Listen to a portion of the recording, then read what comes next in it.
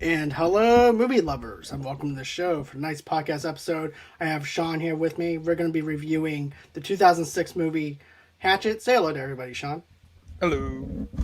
And this movie, like I said, came out in 2006. This also had a budget of 1.5 million.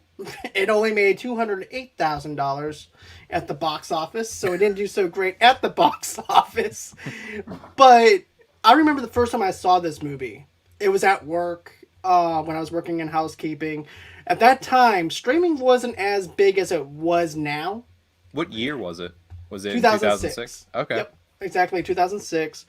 Back whenever streaming was actually around, we were actually finding other ways to stream. For example, we had ch131.com. That was our go-to if we wanted to stream like movies, new movie releases, and also to TV shows. For example, somebody would actually download a torrent, then they would upload it into a website, and that's how you would watch their content. So when I saw this, a buddy of mine who was in the X-ray, who worked in the X-ray office and everything, I went on ahead. He goes, "Hey, want to watch Hatchet?" I'm like, "Heck yeah!" So we had some Chinese food. We started watching it. This, if you're into like old 1980s style of horror movies and stuff like that, this movie is for you. This is over the top horror movies at its best. Also, too, you got Robert Englund in there from Nightmare on Elm Street that's in this movie. You also have Tony Todd, the original Candyman, in this movie. You also have Kane Hodder, who played Jason Voorhees in the original Jason Friday the 13th movies. Not only that, but he also plays two roles in this movie. He plays the father, and he also plays Victor Crawley.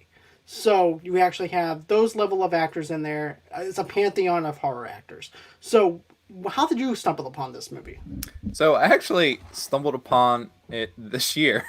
I listened to this other podcast called Tell 'em Steve Dave, and there's one of the guys that are on it, Q, and he's actually in the fourth movie, Victor Crowley, and he mentioned it on the podcast, and I kind of thought about it. I was like, oh, that's cool, maybe I'll check it out. And then later on, they had another podcast where Adam Green was on it, who wrote and directed this movie, and he was like really funny. So I texted my friend Tim, and because I know he's really into horror, and we started talking about Adam Green, and I checked out, I think it's Digging Up the Marrow, which is pretty much like a found footage movie where Adam Green like finds the spot where monsters come out in the park and whatever. So it was a really good movie. I liked it. So then I started looking at his other movies he wrote and directed, and Hatchet was one of them. I'm not a big horror guy at all. I was really into like monster movies when I was little, but then I saw The Grudge and I got really scared, so I stopped.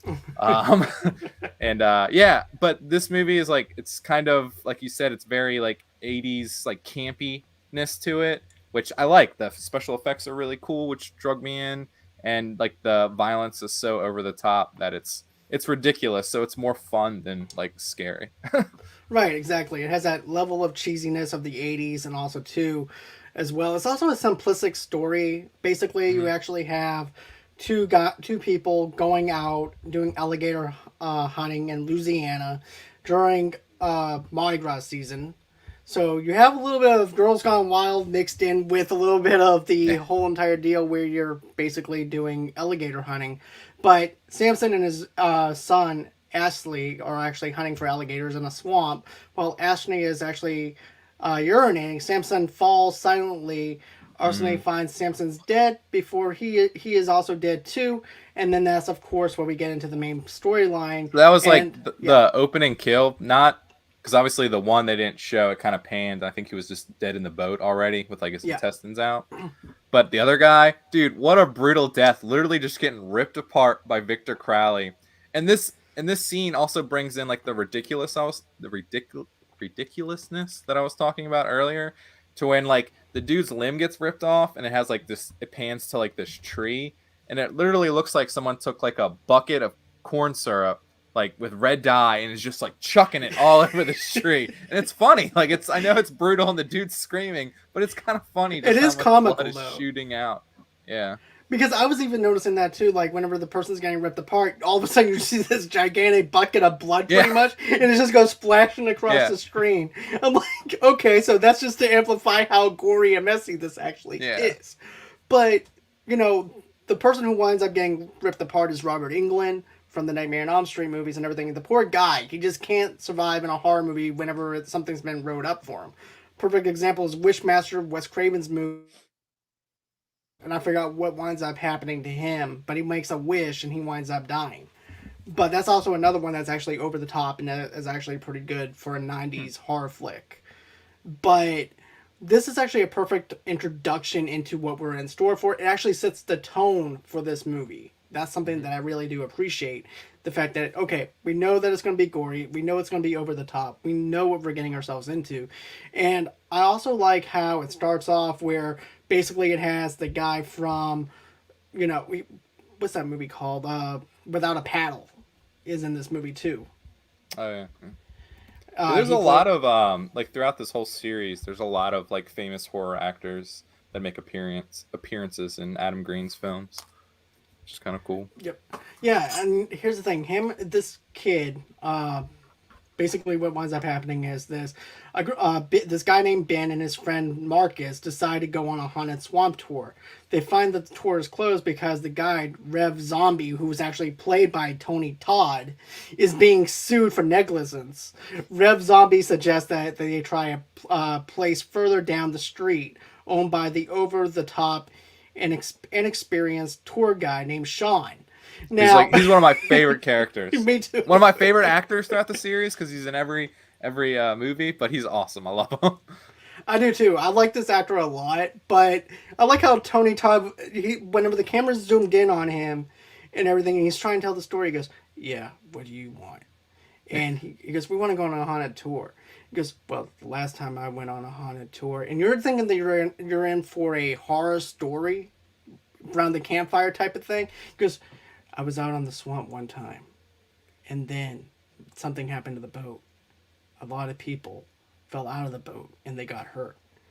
Then what happened? Then they sued my ass."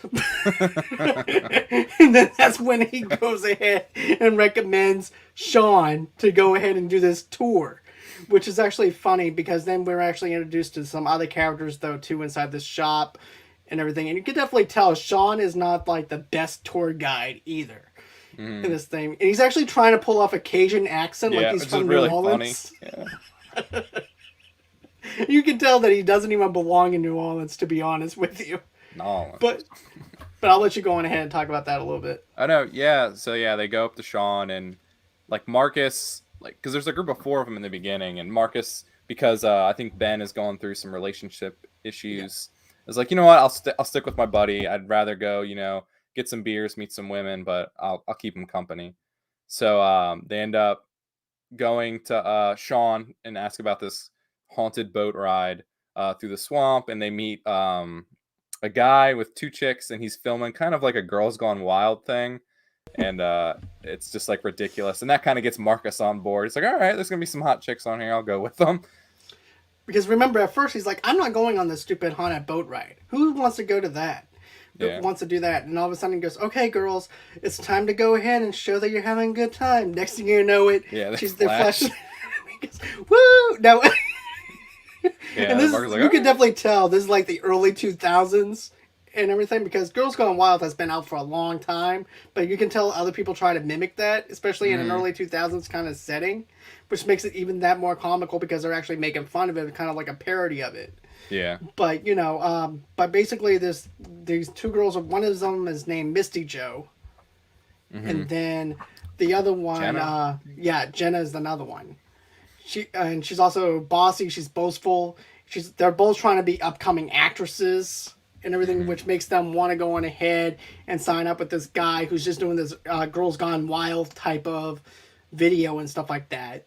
Then you have this older couple that's there that goes on this haunted boat ride and everything too. It's like your Minnesota, like super nice old couple. They're just trying to have a good time. And then also too, this is the name of the guy though for the director who's actually doing the Girls Gone Wild is named Doug Shapiro, and also too Ben is pays for himself and Marcus, and Sean leads them to his tour bus where the other tourists are, and that's of course where we actually meet Jim and Sharon, a Minnesota married couple and the quiet, hot, tempted Mary Beth are waiting. So, yeah, you actually have Mary Beth, who Ben is trying to get with, who Marcus is actually trying to get him to go out with Mary Beth. And Yeah, I she's like like how he, super quiet yeah, and standoffish on the boat. right. She just the perfect girl that you might want to go ahead and bring home to your mom and dad, you know. And you're not. By the way, if a girl is being standoffish, she's not going to be into you at all. She doesn't care about you. She doesn't. She just wants to be in the loneliness of her world, and that's it. She does not care about the relationship problems that you're going through, Ben, or anything like that. You shouldn't have listened to Marcus on that one. Yeah, But I like how he goes. So your name is Mary, and then your name is Beth. That's pretty cool. I'm it's a like, good open what? line. No. No. That was definitely not going well. And then, of course, Jenna is actually. He goes, well, what about the other girl that she might be into you too? Talking about Jenna, and of course, Jenna has something else she has like an STD. Yeah, So starts scratching down there. It's like, I don't think yeah, so. I don't think so. But yeah, and then of course we wind up going on our haunted boat ride with them, and I like how this actually sets up the tone for this movie too, because I like how they go on this haunted tour. It's late at night. It's foggy. You're out on the swamp to begin with, so you don't know what's happening. You don't know if you're going through alligator infested waters or anything like that either. But I like how Sean actually plays everything off. Where basically he's trying to act like a fun tour guide, but he's Yeah, actually a horrible tour guide because he doesn't know what anything is. He's having to use cube cards and yeah, everything to try and make it scary for everybody. He's also doing a fake Cajun accent, just does not work. yeah. But When he still, finally breaks character, it's pretty funny. and he goes, and this is actually the guy who drinks his own urine because remember the guy's like, Oh yeah, in hey, the boat. Yeah, there's like one lone guy, and he's warning them not to go into the swamp. Tim, the bus is hilarious. So is the boat. Yeah. But yeah, then Sean does not know like I said, he doesn't know what he's doing, which then he realizes as they arrive at the swamp, Shapiro has Misty and Jenna stripped down and film a scene for Bayou Beavers. Yeah, that was it. Got to have Yep, alliteration when you do your pornos. exactly. And I like how the old married couple's like, hey, have I seen any of your films? Because, well, have you seen Bayou Beaver? No. Then that's not for you. You're not the demographic for that one. But then Sean leads them through the swamplands and past an abandoned house, included one where Victor Crowley is a deformed creature who once Yeah, lived there. The boat hits a rock and begins sinking, leaving them stranded. yeah. I But think here's the they thing. see the house, and I think that's when Mary Beth actually finally starts talking. Right? She Well, what winds up starts talking happening about the first? curse. Was it? Yeah, I think that's when she starts talking about that. To be Because honest like with you. the whole legend is like this is Victor Crowley Swamp, so you do not go into this swamp at all. Like you're not supposed to go hunting there. You're not supposed to guide tours there, which you find out in like a couple minutes at this part.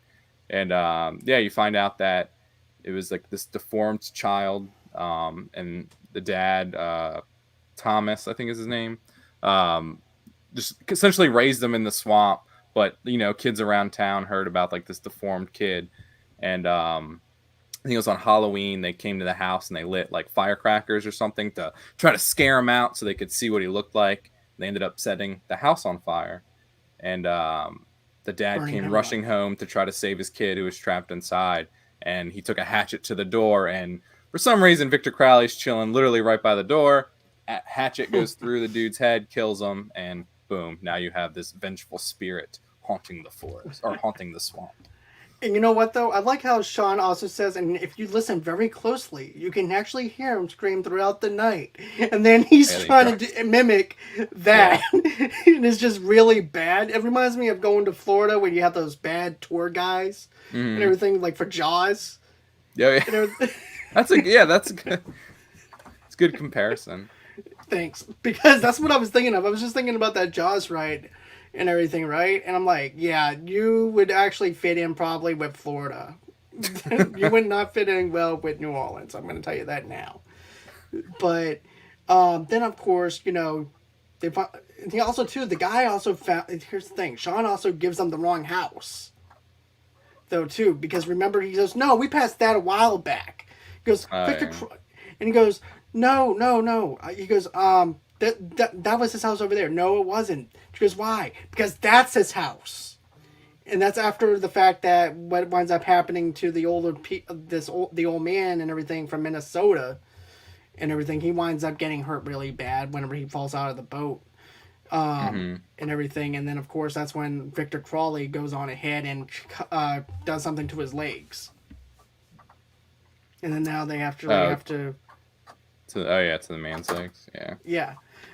That's when of course they have to go on ahead and try to help him and everything Yeah. through the swamp. And Yeah. They actually, I think they actually like hear him scream and stuff. Like even though he's trying to play it off, right. because he does have like a weird like howl, like in the swamp. He does. He definitely does. He definitely has that weird howl that he actually That's when you know has. he's coming. Exactly. You don't know what to do. You don't know what direction he's coming from. He knows the swamp. This is basically Camp Crystal Lake, but set in a swamp area. To Yeah. be honest with you. Hey, I mean, Brandy. even certain scenes like kind of mimic Friday the 13th and stuff. Yeah, most definitely. It has those cheap jump scares and stuff like that. There's one jump scare that I forgot that actually happens, and I winded up jumping. Oh, really? Yeah, I'm like, okay.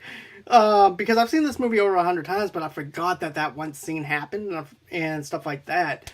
But when Victor just comes out of the swamp and he just winds up just going ham on somebody, you just have to. Your whole entire expression is just with your mouth wide open because you're not expecting it, in a sense. But another thing too, as they're actually going on ahead and trying to help this older man through the swamp. One of the Because things the I boat like, breaks down too, right? Like they have boat right? troubles, and then you find out that he's not supposed to be given tours here. No, he's Right? not supposed to be given tours at all over there. No boats are supposed to go in there. No tours or anything like that is supposed to go in there at all. And here he is doing a haunted tour, and also too, that's when we find out he's actually doing cube cards and Yeah. everything. And goes and He just the guy, started, or yeah, something like that. yeah, he's moved there from Detroit, Mm-hmm. moved from Yeah. Detroit to New Orleans, and trying to do a Cajun accent, and he's also Asian and everything too. So that makes it even funnier if you think about it. But he goes, "Man, I just moved here and everything, so I don't know everything. I don't know anything about these tours. I have to use these cards and everything to help me out. So, It's like, shit. so give me a break." So, so he winds up doing that, and I like how he looks at Marcus. He goes, "Can you believe this?" He goes, "They're getting the two brothers to go ahead and Oh, help yeah. out." That's right. Forgot about the Marcus part. is Yeah. looking, is Just looking looks at him, his- and just like shakes his head, and just walks off. right? And then also too, I like how the camera is pan-angling to each character as they're talking about Victor Crawley and stuff like that, and they're all having their own conversations amongst each other. I really liked how they pan-angled that in there and everything with that camera shot. To be honest with you, to how the characters are being perceived into this whole entire legend and them walking into the swamp. So that's something that I really did appreciate with that. But yeah, so then the guy, what's his name? Jim. Yeah, he gets hurt, and they see the house in the distance. So I think him and his wife go to try to get help. And as they limp up there, it's lo and behold, it's Victor Crowley's house. And he comes out, and this is when the killing starts. Yeah, this is actually the part where basically he takes the hatchet and starts hitting Yeah. the guy's arms and everything. And then next He thing you hits him know, like right in the shoulder, like right, Yeah. yeah, like right here. and just decapitates his arms. And then after that, he goes on ahead, goes to the wife, rips her whole entire. Which is fucking brutal. That's probably one of the That's- worst. I don't know if that's the worst way to die in this or the second one. There's two that are pretty brutal. That might be number one. Yeah, this is actually the part where he actually takes the woman's jaw and just rips it wide open, and all you see is her tongue. Yeah. And, Yeah, and it's like flaps around and then poof, body falls right, and then she over. hits the ground. And that is like one brutal scene, to be honest with you. That is like a scene. I don't want to die like that. Yeah. I wouldn't want to die how any of these characters died, to be honest with you. Yeah. It's like a lot of it though, like we said before, like it's like super cheesy, but I feel like that face ripping open scene, that's pretty like even like the special effects on that are just so good. You're like, fuck man, that looks like real. like when he gets sliced in here and literally gets like essentially cut in half, and then his torso gets thrown. Like you can tell after the first cut goes to the second. You can tell he's wearing a suit after that, Yeah. like pretty easily. All of a sudden his chest just like expands. But yeah, Right, exactly, because you his can wife tell that getting he's murdered. right. Well, like you said though, once he gets into this part right here, it makes it look like it's way too easy for him to cut. Oh yeah. Because next thing you know, it is like just going, like slicing through butter pretty much on the way he's actually cutting him. And then, of course, whenever he rips his wife's mouth wide open and everything, you see that blood being splattered onto the tree and everything to implicate the how bloody of a massacre it actually is. Yeah. But you know, that scene was actually brutal. Yeah. Yeah, that's probably like one of the most brutal ones. Between that one and this one that's getting ready to come up. Yeah. Then after that, Mary Beth winds up shooting Victor with a handgun, very clumsily though, shooting him because I shot him. I'm like, you didn't even do anything to him. He hit the ground. He dropped quick though. Yeah, he recovered quickly from that. But it was like if you look at the way she was holding the gun and the way Ben was actually trying to pull her away, and the way she was aiming, it was very clumsy. To be honest with you, it was like, okay, there's no way that she could actually hit something if she was trying to hit something, because of the fact that Ben is pulling her at the same time she's shooting, which also too recoil, which nobody believes in recoil in these movies anyways, but there's no way that she could actually hit Victor at that point. But she goes, I hit him. I know I hit him. And everything. But she goes, so they think it's actually over with, but no, it's not over with. Then after that winds up happening, then after that he winds up finding out that Ben discovers her brother and her father's remains. Yeah. That's where Mary Beth finds out that her father and brother are actually dead. Which were the two characters in the beginning of the movie, and so that's why she was on the boat. Yep. And then you find out why she has a gun, because remember, she goes, why does Annie Oakley have a gun? Oh, yeah. the only weapon on the boat. Which is good. It's good to have when you're going to a haunted swamp. It's like, okay, the ghosts are not going to be scary enough, so let me go on ahead and bring out a gun. You know?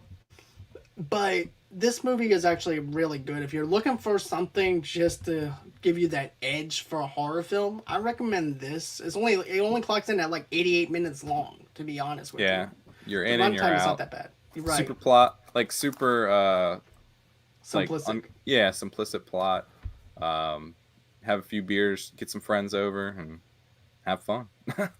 Exactly. And then after that, this is the part that we were talking about that winds up happening. This is the part where the bush is actually making some noise, like there's actually an animal in the bushes and stuff like that. And they're like, well, Marcus goes over to the bush. He goes, oh, it's just a raccoon. Next thing you know it, Victor pops out of nowhere and gets this, what does he have, like a saw? No, it's a sander. Yeah. Yeah, sander. It's like a sander, and like literally just like, which this weapon shows up, I think, almost in every film. But god damn, that's the most. I think it's either that or the chick getting her head ripped open. It's like the most brutal way to go. Like literally, just takes the sander to like her face, like her lower lip, and just like presses down on it. And then it doesn't kill her because she's like fucking crawling around. Yeah, it doesn't even kill her at all. Her mouth is split open from the sander. But you think that was bad enough. He winds up taking this is actually the part where Sean dies. Yeah, that was the only good thing about this movie, about one of my favorite characters, Sean, dying, is that at least it was quick with him. He got his leg chopped off, and then he fell down, and then he got his head, then he got decapitated. And the way he gets his leg chopped off is with the shovel that Victor has, and then after that he winds up decapitating his head with the shovel. Then after that happens, you think that's it for the girl? No, he winds up taking her and then slamming her down on top of the handle for the shovel, and that's how she dies. Yeah. That was brutal. yeah, that was messed up. And then I think also we skipped over the porn director guy. He died in between. Okay. he just got his like I think he got separated from the group. Then as he was running around, Victor shows up, grabs his head, and essentially does the neck twist with him. Then pops that shit off and onto the rest of And then them. after that, the blood splashes. Right. Yeah, yeah. But You got more blood that was splashed his on the fault. trees. Right. But you know what, though? In a sense, it was kind of his own fault because of the fact he was going to go back to the boat. That was that was what he was going to do. He was just going to go back to the boat, and that was it. If he would have stuck to the group, he would probably might have died anyways. Because to me, I think the sleazeballs of the horror films are always the one who gets it worse. But for this one, he didn't really get it worse. To me, the girls who was in the Girls Gone Wild video got it worse than he did. To be honest. Yeah, the one that wanted to be a serious actress. Right. But yeah, and then I think they end up going back to Victor Crowley's house to look for some weapons, I believe, to fight him. And I think Ben, Marcus, and the girl Mary Beth go inside while the other chick, the blonde girl, like stands point, keep guard, and then Ben finds gasoline, so they're gonna set him on fire. And all of a sudden, the chick that's standing guard, her head just comes flying in through the window. And it's like, oh shit, and here comes Crowley.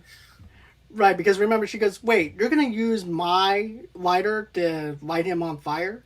Yeah. And then he goes, yeah. So they go on ahead, they get the gas can and everything, and they were getting ready to go ahead and pretty much burn him alive again. And then, of course, the plan winds up working in their favor, despite the fact that the girl got decapitated. Yeah, another casualty for the group, but I mean, they got what they were trying to, or they accomplished their goal. So then at that point, you think that Victor is actually going to be dead because they actually burned him and that was it? No.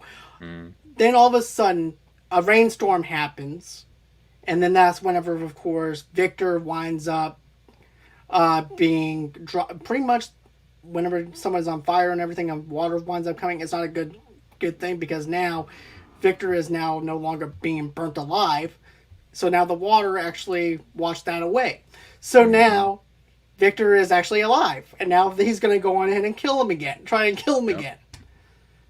And then, of course, the character, I feel like I just feel so bad for Marcus this entire movie because he did not want to go on this tour.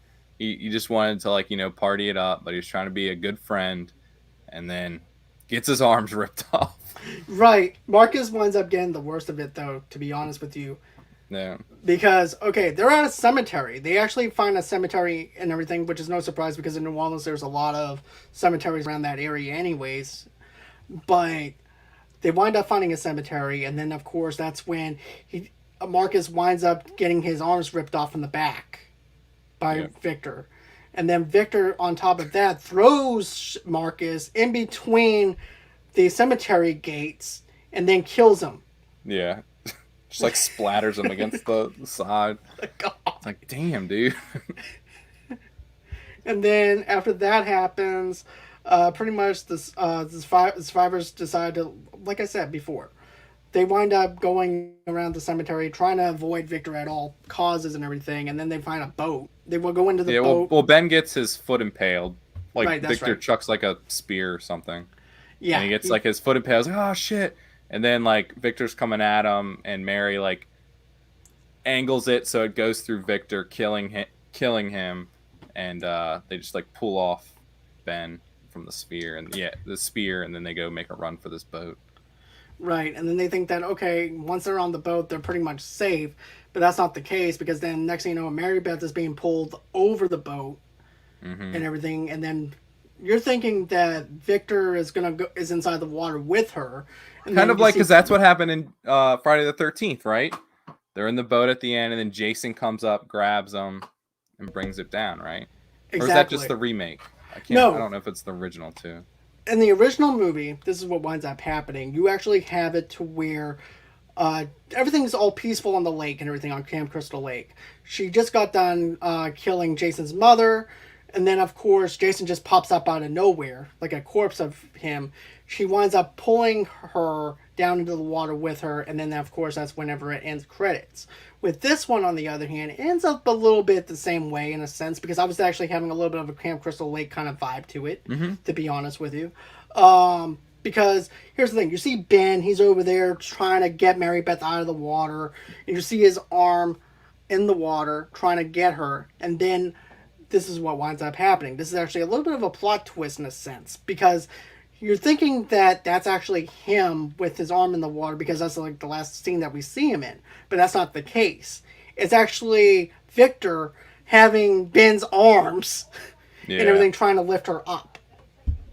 Yeah. Yeah. And then, yeah, she comes up and then you see Ben just laying there, like all bloody, like, oh, and then Victor's standing there. And then it's credits. That's it. That's how the first movie ends. Like I said, this is only an 88-minute movie. This is actually a quick film, to be honest with you. Uh, when I go back and watch this again, like I said, I own this movie. I liked it back in 2006. If you're looking for a quick fix for a horror movie and everything that you don't have to take seriously and you can turn your brain off for like 90 minutes or 88 minutes, this film is for you. This film is not for everybody, and don't worry, Brandy, I'm not going to get you to watch this movie because I know that you're not into horror movies that much or anything like that. But, and also to this level of horror movies that I enjoy or whatever, and that's perfectly fine. But, you know, with this, you know what you're getting from the very first scene. You already know what you're getting because it sets the tone. I think this movie it still holds up good for today on what they're doing. Oh, yeah. Because Like there's a bunch of movies like this now. Like the effects are like, they're very practical, so they hold up. Like a lot of like, especially if you watch like older monster movies, like I'll just say like they actually have like real puppets. Like if you ever seen the Critters series or like Gremlins, Trimmers even. If you watch them nowadays, because they actually use like animatronics, like that stuff still holds up because there's no like CGI. So like obviously like if you watch like Harry Potter now, like the first one, like the Quidditch scene is terrible because stuff has changed so much. But this movie is such like a just like a callback to all these older horror movies. They use practical effects. Yeah, the blood's ridiculous. The scenes are super brutal, but they're so over the top that it's kind of like it's not really even scary. It's just like you're kind of just looking at it for a cosmetic stand. Well, at least to me, I'm looking at it as like it's not a comedy, but like it's kind of funny to me just because it's so ridiculous. It's so campy. It's supposed to be campy though. So that's why I like this series a lot. And I don't like horror movies, so. Right. And you know what, though? I think you and I both have the same kind of dark humor, though, to be honest with you. Because for crying out loud, we laugh at the same stuff when it comes down to a kid being thrown in the fire with Rambo. We have the same kind of dark humor when it comes down to certain films and everything, I believe. Yeah, but I blame my parents for that. When I was really young, like 5 and under, like we would rent Critters, Gremlins, Ghoulies, which I believe like one of them like has a sex scene during like a sacrifice in the beginning. Like it's just like I watched really weird movies when I was younger, and I think it just transitioned to me having like a dark sense of humor. I can see that though, because I grew up on that though too. I grew up on all those films. The Ghoulies is actually one of my favorite 80s horror movies and everything too. Yeah. And same thing with Critters, Gremlins, and the list just goes on from there. But you know, if you are expecting anything serious from this movie, you're gonna be disappointed. These are very one-dimensional characters and everything. They give you enough elements to care about the characters to where you're hoping that maybe one of them might actually survive. But as far as a serious tone, as for something like The Conjuring, you're not going to get that with this. This is a slasher horror movie that's kind of like an 80s kind of style horror film. So if you're expecting anything more from that, that's not what you're going to get. And as a matter of fact, the perfect example of that is Willy's Wonderland with Nicolas Cage in it and everything, because it has that level of cheesiness in it. Have you seen that movie? Mm-mm. This is actually one of my favorite movies right now that Nicolas Cage has been in recently. Oh, really? But the name of, get this, his character name is called the Janitor. Just straight up the janitor. Yeah, the Janitor. So basically, his car breaks down in a little small town. So the mayor or whoever it is tells him, hey, look, if you go ahead and fix up Willy's Wonderland for us, we'll fix your car, the car will be on us, and that's how you can pay your debt to us is by fixing up Willy's Wonderland. The key is you have to survive Willy's Wonderland, though. And these animatronics come to life. It's like a Friday Night at Freddy's. It's like the generic version of Five Nights at Freddy's, or Yeah, if you fine. want to go, or if you want to, you can actually call it Chuck E. Cheese. Chuck E. Cheese. It's a horror movie, basically. But yeah, you see Nicolas Cage just going ham on animatronics and killing them Hmm. and everything, and then you have these other kids who try to come in and try and burn down Willy's Wonderland. So if you love Willy's Wonderland, chances is you might actually like this one though, too, because it has that level of cheesiness to it. And as a matter of fact, I actually own Willy's Wonderland on Blu-ray, but because I'm just weird, but. But yeah, I strongly recommend anybody that wants to check out Willy's Wonderland. It's a good little cheesy film and stuff like that. Same aspects, like I said, with Hatchet. But we are going to try and do the other Hatchet movies as well, since Charlie's not on vacation. So, Yeah. So the cool thing is if you guys haven't seen any of these Hatchet movies, like no joke, fucking Hatchet 1, 2, 3, 4, they literally take place one right after the other. Except for no, never mind. I lied. 4 I think is 10 years later. But 1, 2, and 3, it's 3 days. Like it's just 3 days in this person's world.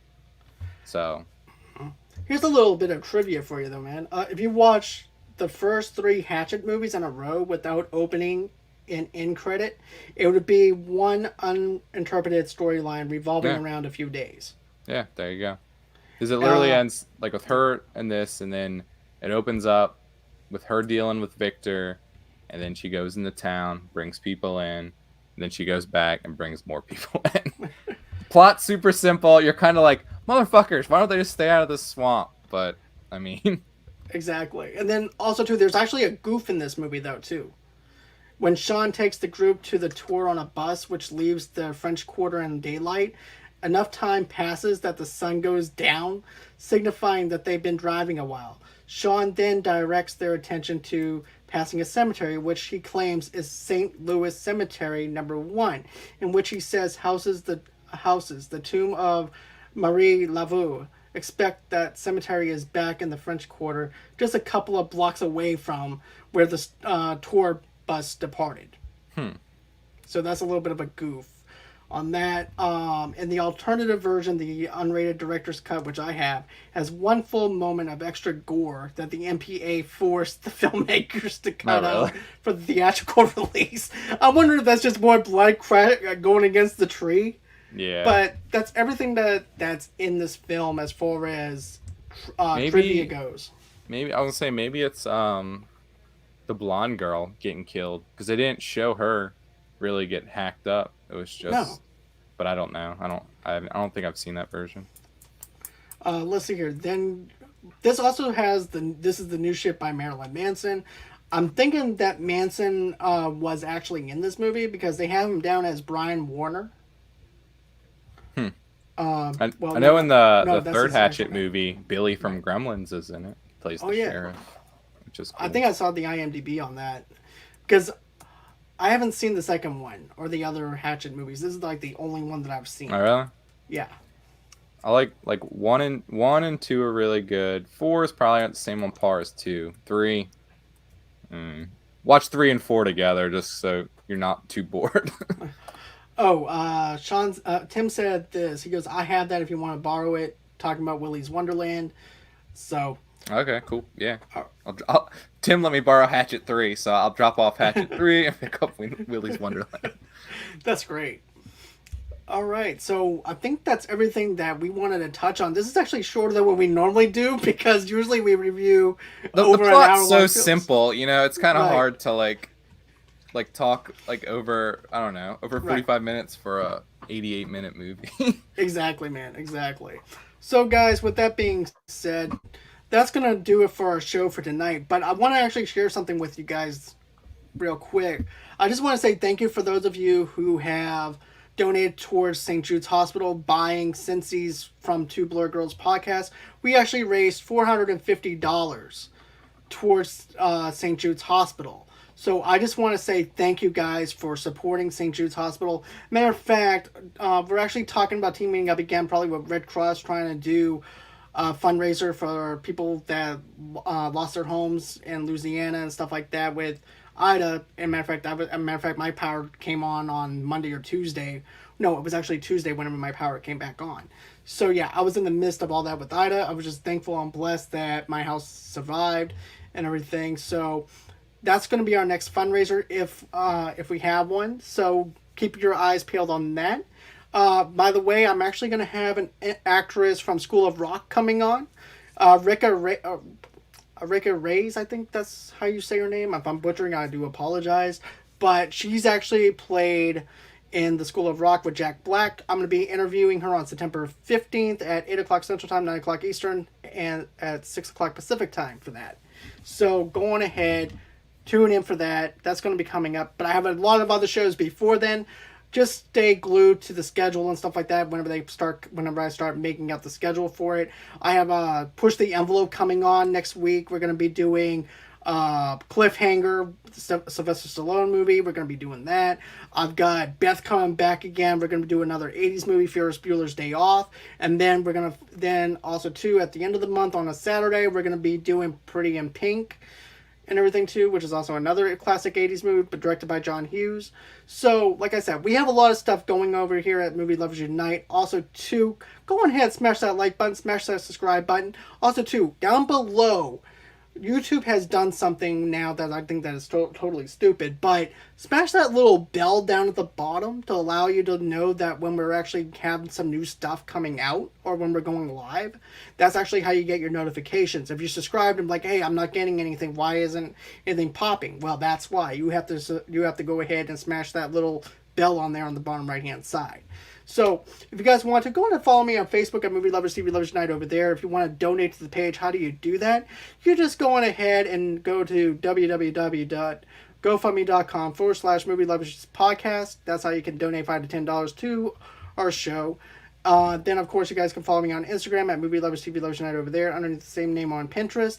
And also, too, you guys can go on ahead and get an audio-only podcast of our show and everything else that we do here at Movie Lovers Night, wherever you guys get your podcast from. But, go on ahead and do this. Go to Good Pods. Good Pods is actually the best place to go on ahead and rate us. You can rate each episode and stuff like that and tell us what you think about the episode and things like that. And also, too, we're actually number 7 right now on the Good Pods list and everything. So we would like to actually be back at number 1. So go on ahead and tell us what you think of our episodes. I hope that you guys enjoy it. Another thing too is follow me at Movie Lovers Unit on Twitter as well, and those are all the places that you can go ahead and follow me at. And thank you, Sean, for joining me as always. I do appreciate it. If you guys out there like doing like horror movie reviews, let John know, and I will torture myself and scare myself and watch more horror movies, and we can talk about them if you enjoy this. So. All right, yeah, you're a much braver soul than Charlie is. And everything. I do appreciate you though, man. I really do. I appreciate whenever you can come on and everything. I know your work schedule's been tight and everything, so I do appreciate it. Got 2 kids. It's hard. Oh, I understand. I understand completely.